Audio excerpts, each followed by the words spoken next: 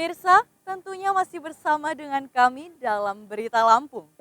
Bagi Anda yang baru saja bergabung, kami akan menyajikan kembali berita utama pagi ini. Total mungkin 2 buruh pencabut singkong di Lampung Utara tewas setelah pickup yang ditumpanginya tertabrak truk dari arah belakang.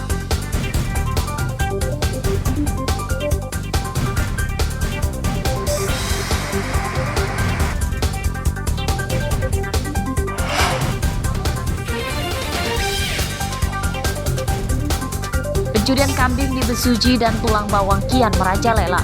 Belum ada pelaku yang ditangkap.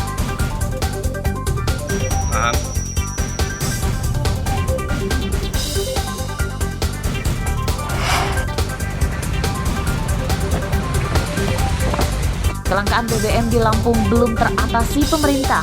Antrean truk di SPBU mengular hingga ke jalan raya.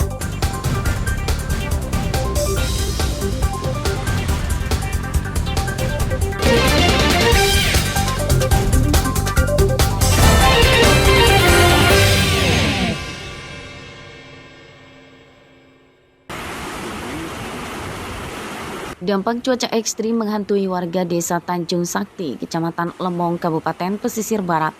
Bagaimana tidak, desa ini dihadapkan langsung dengan laut lepas Samudra Hindia.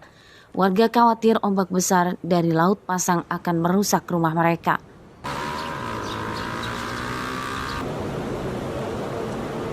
Warga khawatir ombak besar dari Laut Pasang akan merusak rumah mereka. Salah satunya adalah Arzani. Dinding rumahnya pernah jebol diterjang ombak laut yang membawa kayu besar. Ombak besar saat Laut Pasang rutin merusak permukiman. Sudah belasan rumah yang rusak akibat diterjang ombak laut. Dampak lainnya yakni abrasi pantai yang menggerus daratan.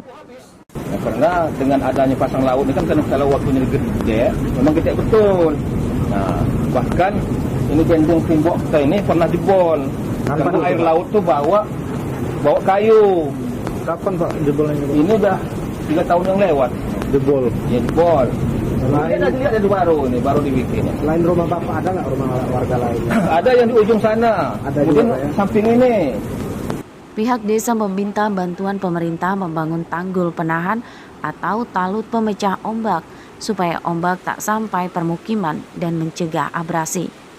Ya upaya dilakukan kan kami pernah juga membuat talut, tapi kalau dari anggaran dari dana desa mungkin tidak bisa mencukupi dan tidak kuat untuk menahan membangun bis talut itu karena dananya tidak mencukupi kalau dari APD, kalau dari dana desa itu mungkin sampai habis jabatan 3 periode juga nggak kebangun.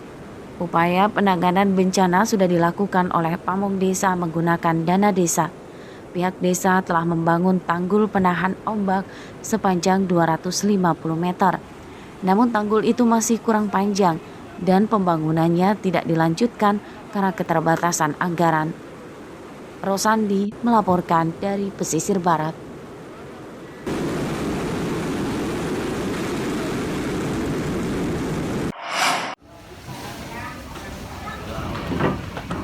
Cuaca ekstrim melanda perairan Laut Lampung.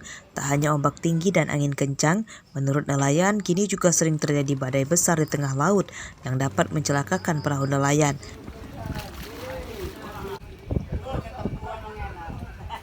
Sebagian nelayan di dermaga Ujung Bom, Kecamatan Bumi Waras, Bandar Lampung yang berperahu kecil kini memilih libur melaut. Perahu mereka tak mampu menaklukkan cuaca ekstrim di tengah laut. Sebagian nelayan ada yang tetap nekat melaut namun tak terlalu ke tengah. Dampaknya penghasilan menangkap ikan turun drastis, itu pun ikan kecil-kecil. Kalau masalah badai kemarin ya itulah tadi. Jangan rusak ya Pak? Jangan lagi kapal yang segini. Orang kapal besi aja ada yang tenggelam gitu. Yang muat-muat batu bara itu kan. Ya kemarin kemungkinan bulan kemarin kan kapal apa ya namanya tongkang itu tenggelam itu. Apalagi kapal-kapal gini ya. Apalagi kapal kayak gini, kapal kayu, kapal kecil. Ikannya nggak ada. Nggak ada. Ikannya kan kecil-kecil itu.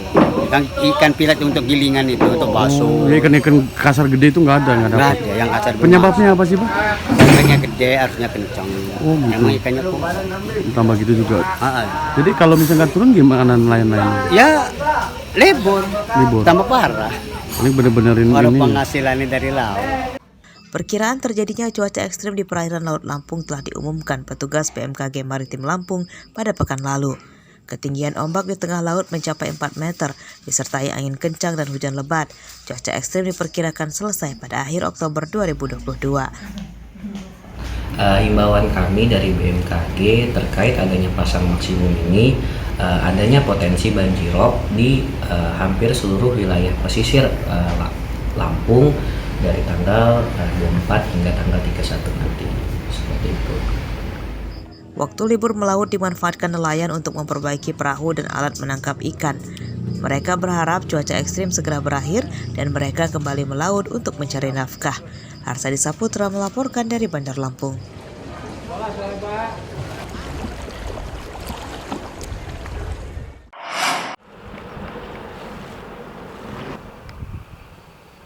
Kelangkaan pupuk bersubsidi di kalangan petani tampaknya belum akan teratasi pada tahun ini. Ini terungkap dari ketersediaan pupuk bersubsidi di gudang PT Pupuk Indonesia di Bandar Lampung.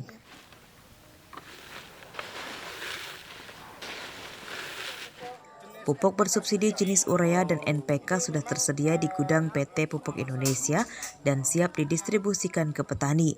Namun, kuota pupuk lebih sedikit dibanding kebutuhan petani sesuai data rencana definitif kebutuhan kelompok elektronik atau ERDKK.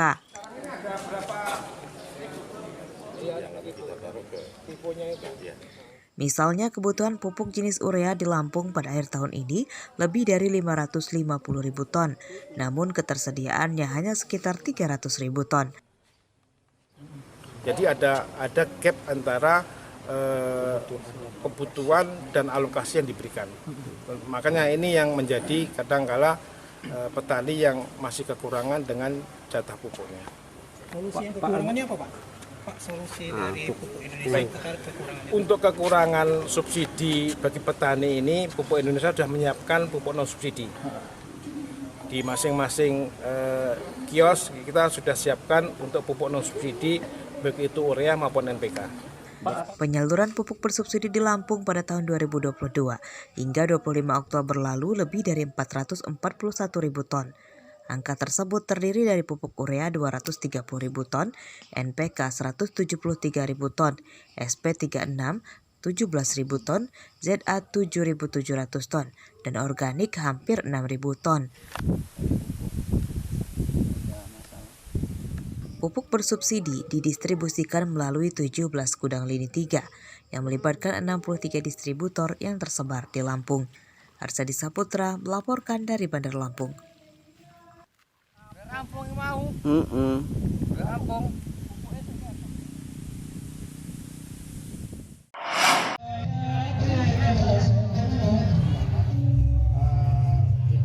31 organisasi perangkat daerah atau OPD memeriahkan Anjungan Lampung Utara di gelaran Lampung Fair 2022 yang dipusatkan di Pusat Kegiatan Olahraga atau PKORY Halim, Bandar Lampung sejak Sabtu malam lalu.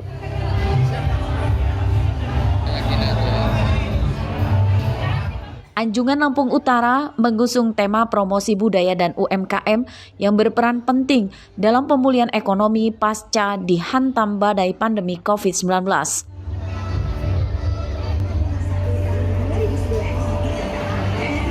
OPD yang hadir antara lain bidang perencanaan, keuangan dan pengawasan, perizinan dan kesehatan dan lainnya. Pemda Lampung Utara menghadirkan dan memperkenalkan beras siger dan nasi tiwul, pupuk kompos dan pupuk cair hasil produksi masyarakat dengan dinas terkait. Produk unggulan UMKM lainnya seperti keripik pisang bahkan sudah diekspor ke luar negeri seperti Malaysia, Singapura, Arab Saudi dan Filipina.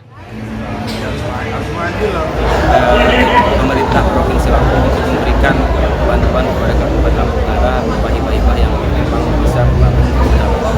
Ada harapan kita terhadap 31 OPD untuk tahun berikutnya ketika memang Lampung Fair ini diadakan lagi. Harapan kita untuk Lampung Fair depan Lampung Utara lebih bisa berkembang lagi.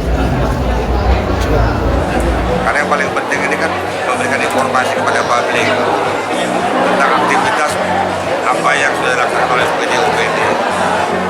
Yang kedua, diharapkan bahwa kegiatan seperti ini tidak bersifat lip service, tapi bisa diimplementasikan ke depan. Semua hal. Lampung Utara terus berinovasi memasarkan produk unggulan UMKM. Selain itu juga menguatkan pentas seni budaya khas masyarakat Lampung Utara. Ardio Haba melaporkan dari Bandar Lampung.